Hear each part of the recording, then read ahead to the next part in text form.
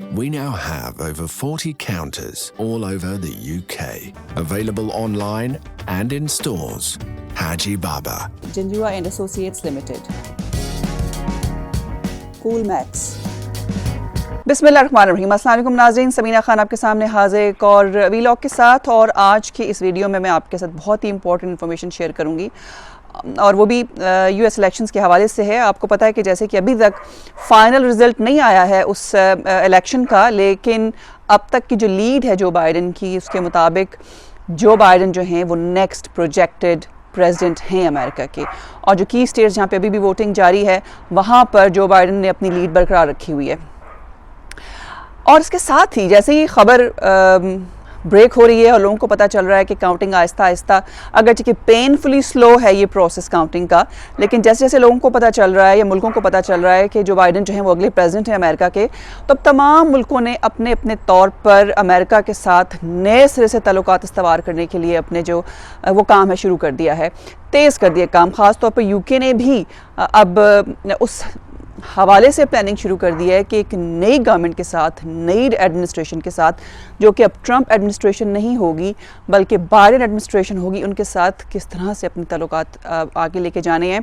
और ट्रंप की वजह से पूरी दुनिया में मुख्तलिफ मुश्किलात का सामना था मुख्तलिफ मुल्कों को। ख़ास तौर पर यूरोप में जो पेरिस एग्रीमेंट था क्लाइमेट चेंज के हवाले से, ट्रंप ने कहा कि वो उस पर अमल नहीं करेंगे, तो एक नई होप होगी यूरोपियन कंट्रीज़ में कि अब उस पर भी कोई अमल दरामद होगा। चाइना के हवाले से ट्रंप की जो पॉलिसी थी बाइडन के आने के बाद डेफिनेटली उसमें कुछ चेंज आएगा, उसके हवाले से भी चाइना भी कुछ होपफुल होगा।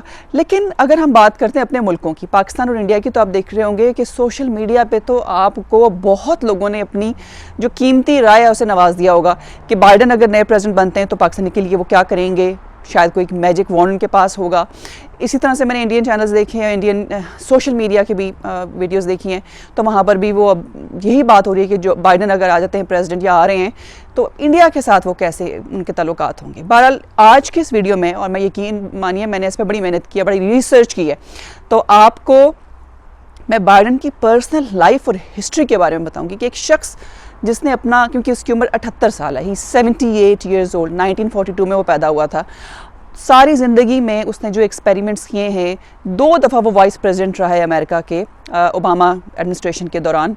तो उस शख्स ने अब प्रेसिडेंट बनकर क्या करना है वो उसकी प्रीवियस हिस्ट्री पर डिपेंड करता है कि उसका पॉलिटिकल कैरियर कैसे शुरू हुआ, उसकी फैमिली लाइफ क्या थी, उसके माँ बाप क्या करते थे। और उसके अलावा मैं आपको आज की इस वीडियो में ये भी बताऊंगी कि बाइडन की जो पर्सनल लाइफ है वो किस किस्म की ट्रेजेडी से गुजरा है, फिर एज अ वाइस प्रेसिडेंट उसने बिहाइंड द सीन रहते हुए क्या कमाल किया है, क्या काम किया है कि ओबामा ने उसको एक ऑनर से नवाजा था। वो क्या था वो भी इस वीडियो में बताऊंगी। और एक बहुत बड़ी ट्रेजेडी हुई थी बाइडन के साथ उसकी अर्ली मैरिड लाइफ में, वो क्या थी वो इन्फॉर्मेशन भी दूंगी। और फिर आपको ये जो आज चूरन बेच रहे हैं ना सोशल मीडिया पे कि बाइडन आएगा और उनका अपना एक एनालिसिस है कि क्या वो आपके लिए, पाकिस्तान के लिए अच्छा होगा बुरा होगा, फिर आपको उनके एनालिसिस की ज़रूरत नहीं होगी, आप ख़ुद इस बारे में फ़ैसला कर सकेंगे और आप अपना माइंड मेकअप कर सकेंगे कि बाइडन आ जाता है अगर एज अ प्रेसिडेंट तो पूरी दुनिया के लिए क्या नया करेगा वो, या क्या वही जो पुरानी पॉलिसीज़ हैं, ख़ासतौर पर जिस पार्टी से वो इलेक्ट कराया है ओबामा के, उसने काम किया एज अ वाइस प्रेसिडेंट, क्या वो उन्हीं पॉलिसीज़ को कंटिन्यू करेगा। लेकिन ये एक बायोग्राफी है बाइडन की जो मैं आपको दूंगी, और इसको आप ज़रा गौर से सुनिएगा। और इसको बताने से पहले जिन लोगों ने मेरा चैनल सब्सक्राइब नहीं किया उनसे मैं कहूँगी कि चैनल को सब्सक्राइब करें, और वीडियो अगर आपको पसंद आएगी तो इसको लाइक भी कीजिएगा और शेयर भी कीजिएगा ताकि ये इन्फॉर्मेशन बाकी लोगों तक भी पहुँचे। तो सबसे पहले तो मैं आपको बताना चाहूँगी, और बहुत से लोगों को खैर ये पता होगा कि बाइडन जो है वो एज अ अटॉर्नी भी रहा है और basically he is a law graduate. So as a lawyer उसकी फ़र्म थी और बहुत पॉपुलर लॉयर भी था, और अपने उसी एक जो उसका एक एजुकेशनल एक्सपीरियंस था उसने उसको काम में लाते हुए बहुत कुछ गन लॉ के हवाले से बहुत काम किया, क्राइम के हवाले से उसने काम करने के लिए अमेरिका में बहुत काम किया। सो एज अटॉर्नी वो काम कर रहा था पॉलिटिशियन बनने से पहले। अब सबसे पहले आपको बताऊंगी कि इसका ताल्लुक़ किस ख़ानदान से है। बाइडन जो है वो 20 नवंबर 1942 को 20 नवंबर 1942 को एक मिडिल क्लास फैमिली में पैदा हुआ। बाइडन के जो वालिद थे वो as a second hand car salesman थे और उनकी वालदा जो थी वो हाउस वाइफ थी। सो इसलिए उसका जो बचपन था बाइडन का वो बहुत ही नॉर्मल किस्म का बचपन था। वो ट्रंप की तरह किसी लेविश फैमिली में पैदा नहीं हुआ था, किसी बहुत बड़े बिजनेसमैन का बेटा नहीं था। एक मिडिल क्लास फैमिली में उसकी पैदाइश हुई और उसने अपनी एक स्टेटमेंट में अपने वालिद को ऐसे डिस्क्राइब किया कि उसके बाप ने उसको ये सिखाया है, और जब भी एक आदमी की उसने डेफिनेशन की है तो उसके बाप ने उसको ये बताया है कि आदमी वो नहीं है कि आप ये देखें कि वो कितना जल्दी गिरा है, बल्कि एक अच्छा आदमी और एक सक्सेसफुल इंसान वो होता है जो ये समझ ले कि फ़ौरन गिरने के बाद कैसे दोबारा उठना है, और जो सबसे ज़्यादा जल्दी दोबारा उठेगा एक नई मूव के साथ, वो एक सक्सेसफुल आदमी होगा। और अपनी वालदा के बारे में बाइडन ने यह बताया कि उसकी माँ, जब वो बाहर जाता था बाइडन, और अगर किसी लड़के ने उसको बुली किया, वो घर आके अपनी माँ को बताता था, तो माँ उसको ये कहा करती थी कि किसी की जो, अगर किसी ने तुम्हें डराया है या बुली किया है, इसका मतलब ये नहीं कि तुम डर के घर में बैठ जाओ, बल्कि go out of the street and out of the bloody nose. So then he said कि वो हर अगले दिन एक नए चैलेंज के लिए घर से तैयार होके जाता था। सो ये अपब्रिंगिंग थी जो बाइडन की। और आपने, अगर मैं आपको जब इसकी आगे आगे स्टोरी बताऊंगी लाइफ की, जैसे इसने स्ट्रगल किया है, तो आपको पता चलेगा कि yes, he was a fighter and he was a warrior. और ये वो ग्रूमिंग थी जो घर से उसके माँ बाप से उसको मिली थी। एक आम स्कूल में बाइडन जो है उसने अपनी एजुकेशन स्टार्ट की, और उसके बाद उनकी फैमिली मूव हो गई, एक नए शहर में चले गई जिसका नाम स्क्रैंटन था। 1955 की बात है, जब वो सिर्फ 13 साल के थे। और बचपन में बाइडन जो है वो तोतला था, मतलब स्टटर करता था, बात करता था तो वो तोतलाहट में बात करता था। और फिर अपनी वो जो स्टटर था उसको ऐसे दूर किया बाइडन ने कि वो लोगों के सामने खड़े होके या शीशे के सामने खड़े होके बहुत ऊंची आवाज़ में पोइट्री रीड करता था, या कोई भी ऐसा पैराग्राफ, कोई भी ऐसी शोला बयान तकरीर जो है वो किया करता था, जिसकी वजह से उसका जो स्टटर था उसने उसको हेल्प किया और वो स्टटर उसका दूर हो गया। स्कूल लाइफ के बाद अभी स्कूल में ही थे तो एक आर्चमेयर एकेडमी, जो कि एक प्रेस्टीजियस एकेडमी थी, बहुत शौक़ था बाइडन को कि वो वहाँ पर एज ए स्टूडेंट जाए और वो उस एकेडमी को ज्वाइन करे। अब उसके माँ बाप के पास इतने पैसे नहीं थे, तो उसने पार्ट टाइम में क्या किया कि जिस स्कूल में वो पढ़ता था उस स्कूल की विंडोज़ साफ़ करना शुरू की। फिर स्कूल का जो गार्डन था वहाँ से, उसमें से जो वीड्स होते हैं, जो जंगली जड़ी बूटियाँ होती हैं, वो निकालता था ताकि अपनी ट्यूशन अफोर्ड कर सके, ट्यूशन के पैसे दे, और उस एकेडमी में जिसमें वो जाना चाहता है, जो उसका एक ख्वाब था, वहाँ पे उसको एडमिशन मिले। और फिर बाइडन का वो ख्वाब पूरा भी हुआ और वो आर्चमेयर एकेडमी में गया और वहाँ से उसने तालीम हासिल की। फिर आती है जब यूनिवर्सिटी की बारी, तो यूनिवर्सिटी उसने अटेंड की जिस स्टेट में वो रहता था, डेलावेयर में। और वहाँ पर पढ़ाई के दौरान उसकी मुलाकात एक ख़ातून से हुई जो कि बाद में उसकी बीवी बन गई, और उसका जो नाम था उसकी वाइफ का, वो उसका नाम था नीलिया हंटर। और फिर इसी औरत ने उसको इन्फ्लुएंस किया, क्योंकि एजुकेशन में ही was a middle class law student, लेकिन उसकी जो फियांसी थी उस वक्त, या जिससे उसको मोहब्बत होगी नीलिया हंटर से, उसने उसको मोटिवेट किया और उसको लॉ पढ़ने के लिए और लॉ में आगे अपना करियर परस्यू करने में उसने काफ़ी उसकी हेल्प की। और फिर शादी भी होगी 1 साल बाद इन दोनों की, लेकिन तब तक बाइडन जो था वो एक अच्छा लॉयर बन चुका था और उसने एक लॉ फर्म भी खोली थी। अब इसी यूनिवर्सिटी के दौरान बाइडन में पॉलिटिशियन बनने की एक ख्वाहिश पैदा होती है, और इन दिनों वक्त भी था जॉन एफ कैनेडी का, वो बहुत बड़ा नाम था अमेरिका में, तो उसकी वजह से बाइडन ने सोचा कि उसको भी पॉलिटिशियन बनना चाहिए। और फिर उसने अपना अर्ली जो पॉलिटिकल करियर था वो यूनिवर्सिटी से शुरू किया। लॉ फर्म भी उन्होंने अपनी खोल ली थी, so that was his personal job, लेकिन पॉलिटिक्स जो था वो उसका ख्वाब था। 1972 में जब वो डेमोक्रेटिक पार्टी में था तो उसमें उसको इनकरेज किया गया कि तुम एज अ सेनेटर इलेक्शन लड़ो। अब उस वक्त बाइडन की उम्र जो थी वो सिर्फ 29 साल थी। He was a little bit worried, बहुत परेशान था कि इतनी यंग एज में मैं सेनेटर के लिए इलेक्शन लड़ सकता हूँ, क्या मैं कामयाब होऊंगा या नहीं होऊंगा। लेकिन यहाँ पर फिर उनकी फैमिली ने एक बड़ा इंपॉर्टेंट रोल प्ले किया। उनकी फैमिली ने, उसके पेरेंट्स ने, उसकी बहनों ने उसको कन्विंस किया कि नहीं, तुम्हें इस रेस के लिए जाना चाहिए, हम तुम्हारी मदद करेंगे। और बाइडन ने बड़ा डरते झिझकते अपनी उस कैंपेन का आगाज़ किया, और जिसकी बहन थी बाइडन की, वो कैंपेन मैनेजर थी। उसकी वालदा ने, उसके वालिद ने उसकी हेल्प की, उसकी वाइफ ने उसकी हेल्प की, और 29 साल की उम्र में ही was the 5th youngest senator of that state in America. So एक बूस्ट मिला पॉलिटिकल कैरियर, बाइडन के इस पॉलिटिकल कैरियर को। अभी ये खुशी जो थी वो शायद सही तरीके से बाइडन ने एंजॉय भी नहीं की होगी कि एक बहुत बड़ी ट्रेजेडी हुई इसकी लाइफ में। वो ट्रेजेडी ये थी कि उसकी जो वाइफ थी, क्योंकि तब तक उसके 3 बच्चे हो चुके थे, 2 बेटे और 1 बेटी, और उसकी वाइफ क्रिसमस ट्री ख़रीदने के लिए अपने बच्चों के साथ बाहर गई और ड्राइव करते हुए उनको एक शदीद उनका गाड़ी को हादसा पेश आया और उस हादसे में बाइडन की वाइफ और बेटी की ऑन द स्पॉट डेथ हो गई। दोनों बेटे जो थे वो शदीद ज़ख्मी हुए, जो कि हॉस्पिटल जिनको ले जाया गया। और ये एक बहुत बड़ा टेरिबल इंसिडेंट था बाइडन की लाइफ में, और अपने बच्चों की वजह से भी बीवी को भी खो दिया।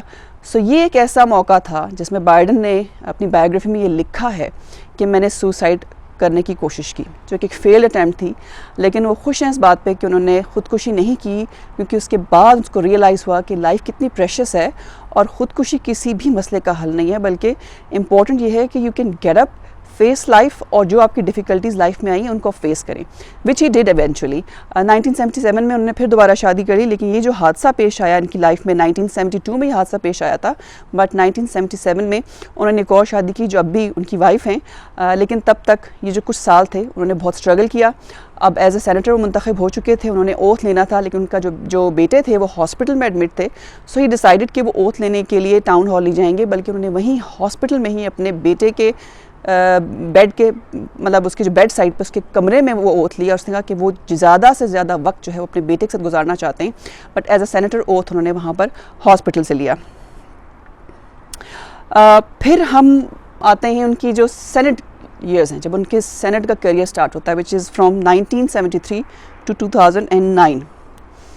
बहुत ही डिस्टिंग्विश्ड सेनेट कैरियर था। अब ये जो पार्ट है ना इस इन्फॉर्मेशन का, ये आपको बताएगा कि बाइडन ने जो काम किए हैं एज ए सेनेटर, जो काम किए हैं, जिस तरह से फॉरेन पॉलिसी पे काम किया है, जिस तरीके से रशिया के साथ उन्होंने उनका एक रिलेशनशिप था, फिर उन्होंने क्रिटिसाइज़ किया, and he was a very critical of president Bush, ख़ासतौर पर इनकी जो इराक वॉर थी और 2007 का जो इन्वेजन था इराक का, उसके वो बहुत सख्त खिलाफ थे, बहुत बड़े क्रिटिक थे।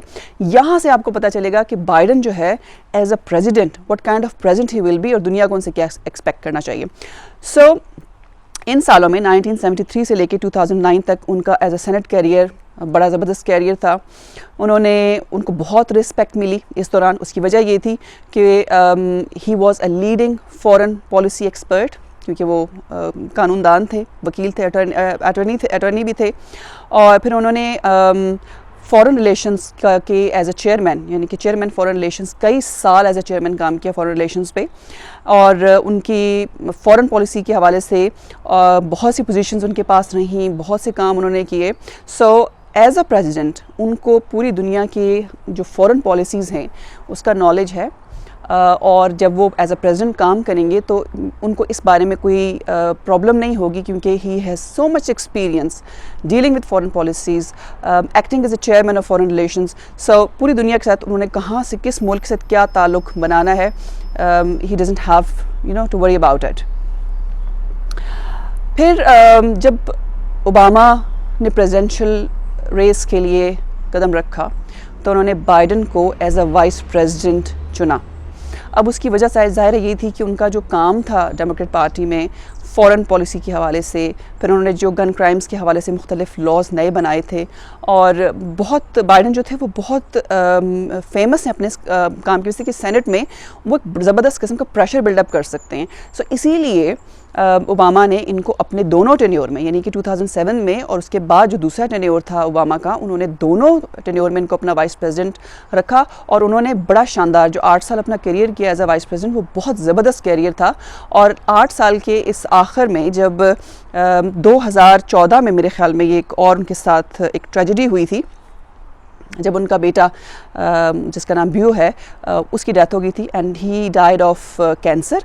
उसकी डेथ का बहुत ही असर लिया बाइडन ने, और that was the time actually मैंने डिसाइडेड कि अब वो as a presidential candidate campaign नहीं करेंगे, या क्योंकि उनकी ख्वाहिश थी हमेशा से 77 से लेके जब वो ही वाज अ सेनेटर, तब भी उन्होंने कोशिश की थी प्रेसिडेंशियल रेस में आने की, और उनको ड्रॉप आउट कर दिया गया था। लेकिन उस वक्त उन पर इल्ज़ाम ये था कि उन्होंने जो तकरीर की थी उसमें कुछ उनके जो पैराग्राफ्स थे वो प्लेजराइज, यानी कि कहीं से उन्होंने कॉपी करके लिए थे, और जिसकी वजह से उन पर ये इल्ज़ाम लगाया गया और उनको रेस से निकाल दिया गया, लेकिन उस वक्त भी वो बहुत बीमार थे क्योंकि उनकी फैमिली से जो ट्रेजेडी हुई थी जब उनकी वाइफ और उनके बच्चे, बेटी जो थी उसकी डेथ हो गई थी कार हादसे में और बच्चे उनके हॉस्पिटल में थे, तो उनको बहुत डिजीनेस की वो कंप्लेन करते थे। वो हॉस्पिटलाइज भी रहे, उनके 2 ऑपरेशन भी हुए, 6 महीने वो ऑफ रहे और उसके बाद उन्हें अपनी ड्यूटीज़ ज्वाइन की। और अब भी कहा जा रहा है कि उसका इफेक्ट अक्सर उनके हेल्थ के बारे में जो बात की जाती है वो वही है जो उनकी ब्रेन एनेरिज्म कुछ हुआ था 77 में। 15 में भी जब उनका बेटा की डेथ हुई, सो उनको फिर कुछ प्रॉब्लम हुए और उन्होंने ये ऐलान कर दिया उस वक्त कि अब वो प्रेसिडेंशियल रेस के में इंटरेस्टेड नहीं है, वो पॉलिटिक्स में नहीं आएंगे। और ओबामा ने जब अपना प्रेसिडेंशियल कैरियर ख़त्म किया तो उसकी जो क्लोजिंग सेरेमनी थी उसमें बाइडन ने ये स्पीच की थी और लोगों को बता दिया था सबको कि उनका कोई इंटेंशन नहीं है कि वो एज ए प्रेसिडेंट अब अनाउंस करेंगे अपने आप को या इस रेस में आएंगे, और जिसकी वजह से उनको एक प्रेसिडेंशियल ऑनर भी दिया ओबामा ने अपनी उस जो उनकी सेरेमनी थी, जो सेकंड टेरियर का आखिरी सेरेमनी थी ओबामा की। लेकिन अपनी तकरीर में बाइडन ने ये कहा था कि मैं अगरचे कि मेरे पास मेरा कोई एस्पिरेशन नहीं है कि मैं प्रेसिडेंट बनूँ अमेरिका का, लेकिन मैं कभी भी खामोश नहीं बैठूंगा, जहाँ पर मुझे बोलना होगा मैं बोलूँगा। फिर ट्रंप एडमिनिस्ट्रेशन के दौरान जब ट्रंप प्रेसिडेंट बने तो बाइडन ने बहुत ज़्यादा क्रिटिसिज्म किया, उनकी मुख्तलिफ जो अप्रोच थी रेसिज्म के हवाले से, मैक्सिको वॉल के हवाले से, क्लाइमेट एग्रीमेंट के हवाले से, she was quite critical of him. वो ट्रंप की हर बात पे क्रिटिसाइज़ करते थे और शायद यही वजह थी कि वो चुप नहीं बैठ सके। पर जो डेमोक्रेट पार्टी थी उन्होंने उनको वॉक ऑफ नहीं करने दिया आसानी के साथ, क्योंकि उनकी फिर भी एक नाम था, फेम था पार्टी में। और आखिरकार उन्होंने फिर से ये डिसाइड किया और अनाउंस किया ओपरा विनफ्री शो में, जब वो वहाँ पर गए, उन्होंने कहा कि मुझे लगता है कि मुझे प्रेसिडेंट के लिए इस रेस में जाना चाहिए, इलेक्शन कंटेस्ट करना चाहिए, क्योंकि मैं खामोश नहीं बैठ सकता और हमारे अमेरिका को इसको दोबारा ग्रेट बनाने के लिए एक नई सोच की ज़रूरत है। And then he decided to participate in this election. So that was basically Joe Biden. और ये भी क्योंकि मैं आपको बता चुकी, मैं बार बार रिपीट नहीं करना चाहती, जिस तरीके से उन्होंने कहा था कि वो खामोश नहीं बैठेंगे और जो भी काम करेंगे एक डिफरेंट तरीके से करेंगे, उन्होंने यही किया कि जितनी भी फंड रेजिंग हुई इस कैंपेन के लिए, बाइडन ने तकरीबन $1 बिलियन रेज की अपनी कैंपेन के लिए, which is biggest in the history of American election. And अभी भी जो लीड लेके वो जीतेंगे या जीत रहे हैं, जिस तरह की उनकी लीड है, that is also biggest victory. But unfortunately he 78 years old, 78 साल उनकी उम्र है और मेरा ख्याल है कि वो एक ही टेन्योर पूरा कर पाएंगे। उनकी हेल्थ जो है वो इतनी अच्छी नहीं है, फिर उनके ऊपर कुछ मुख्तलिफ इल्ज़ामात थे, कुछ औरतों ने उन पर इल्ज़ाम भी लगाए हैं कि उन्होंने उनको इनअप्रोप्रिएटली टच किया। एक खातून ने कहा कि एक फंड रेजिंग के दौरान ही एक्चुअली ट्राई टू या उन्होंने मुझे किस किया, विच वॉज क्वाइट इनअप्रोप्रिएट। सो उन पर ऐसे भी बहुत से इल्ज़ाम लगे, लेकिन उन्होंने किसी भी इल्ज़ाम को मानने से इनकार किया। उन्होंने कहा कि जब वो लोगों से मिलते हैं तो बहुत से लोगों से मिलते हैं, दैन ही डजंट थिंक कि वो एक औरत से मिल रहे हैं, एक मर्द से मिल रहे हैं। सो ही डजंट रिकॉल कि कौन सी चीज़ थी जो कि इनअप्रोप्रिएट थी। बहरहाल इन तमाम जो उन पर इल्ज़ाम लगाए गए उसका उन्होंने सामना भी किया और बिलाखिर वो अमेरिका के नेक्स्ट प्रेसिडेंट बनने जा रहे हैं। इन शॉर्ट, आप यूके के पॉलिटिशियंस को ले लें, यहाँ का अगर प्राइम मिनिस्टर जिसने बनना है, अमेरिका के प्रेसिडेंट किसने बनना है, यूरोप में कौन इलेक्शन जीतेगा, ये लोग जब इलेक्शन लड़कर आते हैं तो ये अपने लोगों के लिए इलेक्शन लड़ते हैं, अपने लोगों की बेटरमेंट के लिए इलेक्शन लड़ते हैं। ये सोच के आते हैं कि हम जो भी करेंगे अपने मुल्क की आवाम के लिए करेंगे। सो जो बाइडन जो भी करेगा सबसे पहले अमेरिका और अमेरिका के लोगों का इंटरेस्ट सोचेगा, ना वो पाकिस्तान का इंटरेस्ट सोचेगा, ना वो इंडिया का इंटरेस्ट सोचेगा, वो अपने मुल्क का इंटरेस्ट सोचेगा। और ये है इन मुल्कों की पॉलिटिक्स। बदकिस्मती से हमारे मुल्कों में, इंडिया पाकिस्तान में जो पॉलिटिक्स होती है वो पर्सनल गेन के लिए होती है या फैमिली से दूसरे शख्स को पास होने के लिए होती है, इसलिए वो इंटरेस्ट ज़्यादा उनका अपना पर्सनल होता है। लेकिन इन मुल्कों में ऐसा नहीं होता। सो बाइडन हो प्रेसिडेंट हाउस में, ट्रंप हो, ओबामा हो, बुश हो, उन्होंने अपनी पार्टी की पॉलिसी को टो करना है। और मोस्ट प्रोबेबली जो बाइडन, बिकॉज उन्होंने एज अ वाइस प्रेसिडेंट काम किया ओबामा के साथ, तो उन तमाम पॉलिसीज़ को दोबारा लेकर आएंगे। वो काम करेंगे जब ओबामा के दौर में जो चीज़ें अधूरी रह गई थी या तब पूरी नहीं हो सकी, so he will continue that. That's my personal analysis. बहरहाल I wish all the best to Biden. लेकिन ये जो तबसरे कर रहे हैं लोगों के पाकिस्तान के लिए, वो क्या अच्छे होंगे, इंडिया के लिए अच्छे नहीं होंगे, वही करेंगे जो अमेरिका के लिए अच्छा होगा। ये थी आज की वीडियो। अगर आपको पसंद आई है तो इसको लाइक और शेयर ज़रूर कीजिएगा और कमेंट सेक्शन में अपने कमेंट्स भी दीजिएगा, मुझे आपके कमेंट्स का इंतज़ार रहेगा। और एक और वीडियो में फिर से आपसे मुलाकात होगी, तब तक की इजाज़त, अल्लाह हाफ़िज़।